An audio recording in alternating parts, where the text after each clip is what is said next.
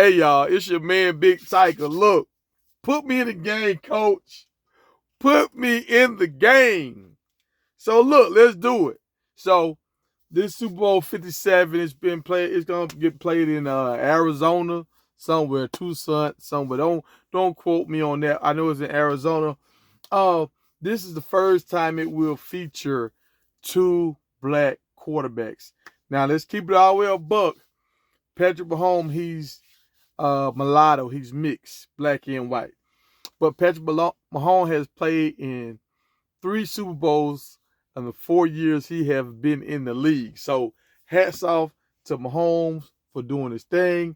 Jalen Hurts is playing in his first Super Bowl. Remember, Jalen Hurts was cut as the starting quarterback for Alabama, right? He fought back to be a starting Super Bowl quarterback in the NFL. He had to transfer schools. He never gave up, and he has the heart of a champion. So even win, lose, or draw, Jalen Hurts accomplished his dreams of playing in the NFL and starting in the Super Bowl game. And Jalen Hurts will be the first, if they win, if the Eagles win, Jalen Hurts will be the first black quarterback to ever start the season as the starting quarterback and win the Super Bowl. This is, y'all understand? Hold on, dang, my light's going out. My light's going out. Come on. My studio people, stay. Hey, I need my studio people. I pay y'all good money to work now. Okay, so look. Doug Williams won the Super Bowl, right? He did. But Doug Williams was not the starter. He got put in later on. And he went on a winning streak for like 7 games or so, or 5 games, and he ended up winning the Super Bowl. So it was not like he was the starter day one. The starter quarterback for the Redskins at the time got hurt, and he ended up taking over. So look, let me give y'all some information. So these are some quarterbacks that have played in the Super Bowl that did not win. We got first Steve McNair. We got Donovan McNabb. And we got Cam Newton. All these guys played in the Super Bowl. Black quarterbacks. They started their teams, but they did not win, right?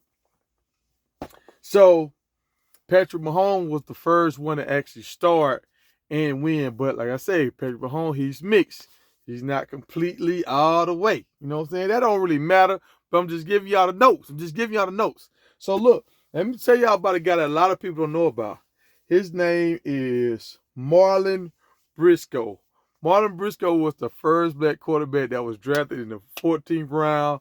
He went to the Denver Broncos. My man Showtime. I bet you don't know this, Showtime. Showtime, you ain't no Bronco fan. You don't know this. So my man Marlon Briscoe, he did not start for the Broncos, but they starter got hurt. The second string was just trash, and the third string was trash too. So Marlon Briscoe got in. He was doing his thing. He was throwing touchdowns. He still has a rookie record today. He had 4 touchdowns in 1 game. So he still has a rookie record for the Broncos right now as we speak. It's on the books, right? But the next year they would not keep him as a starter. So he got traded to the Buffalo Bills, right? And they changed him into a wide receiver. But guess what happened that year in 1969 with the Buffalo Bills? They drafted a quarterback number 8 in the 8th round named James Harrison. James Harrison went to the Buffalo Bills. He's from Grambling. Who else is from Grambling? What's the quarterback? Doug Williams is from Grambling. So we got 2 Grambling quarterbacks. I love one won a Super Bowl, and this was the guy. James Harrison was the first black quarterback that actually started the season as the quarterback. He started the season and played. So he was kind of like the first one, even though I told y'all Marlon Briscoe was the first, but he was the first one it wasn't no mistake that he was the starter. He won the starting job during training camp and ended up playing. He never won big games, but it's funny. James Harrison was throwing to Marlon Briscoe. Marlon Briscoe got traded from the Broncos to the Buffalo Bills, and he became a wide receiver. And now I understand it now. Now Marlon Briscoe he led the Buffalo Bills in receptions for 3 years, right? I was like, y'all check it. So Marlon Briscoe got traded for an offensive lineman from the Dolphins at the time. This was like a Hall of Fame lineman. He got traded to the Buffalo Bills. The wide receiver went to Miami. The wide receiver that used to play quarterback for Denver.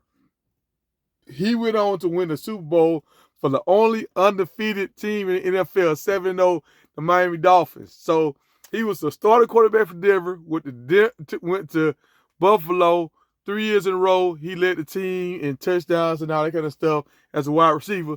Then he went to the Dolphins and was on the only undefeated team ever in the history of the NFL. And the second year, he was the leading receiver for the Dolphins, and he won a Super Bowl again. So 72 and 73, he won a Super Bowl. So my man got 2 Super Bowls.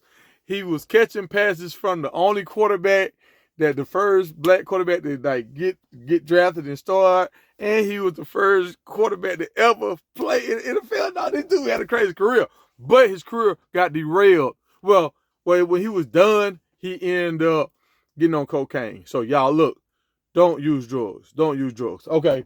Now I gotta tell y'all about another guy that I didn't know about. I found out about him. He's a bad man. He's a bad man. What's my man's name? Joe Gillum. Joe Gillum was a bad man. He came from Tennessee State, where Eddie George is at right now, right? He had a nickname like William Street or something. I don't know how he get that nickname because his name was Joe Gillum. But Joe Gillum was playing for the Steelers, right? He beat out Terry Bradshaw for the quarterback position. Terry Bradshaw asked Chuck Norris to trade him because this dude was so nice. Now, y'all got to see him throw the ball, man. He zipped the ball. He got a better ball than Joe Montana. He got a soft feet touch like Joe Montana, but it zips. I'm talking about like, dude was nice, man. He was on the tippy toes. Just making it work, baby. He was with poetry in motion. But my man got on cocaine. He ended up having a $500 a day addiction habit with cocaine and just lost it all. So Terry Bradshaw, that's why he ended up staying and being a great quarterback for the Steelers. But when this man was here, when Joe was at the Steelers, that was when the rookie receivers was coming in. Lynn Swan and the other guy, I can't think of his name right now. But both there was rookies when he was there. So he was boom, boom, boom doing his thing. I mean, one game, this dude had like 50 passing attempts and 38 completions, man, for like 500 some yards.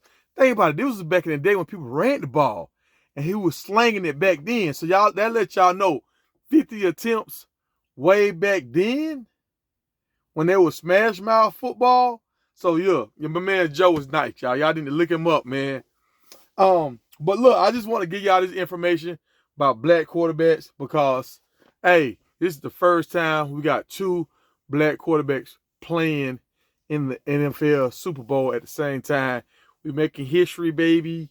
It's history. But I just want to give y'all that nugget, man. Oh, and they playing the Black History Month. There it is, y'all. There it is, y'all. What else you want from your boy? This is Big Tiger. Y'all like, comment, and subscribe. I'm out.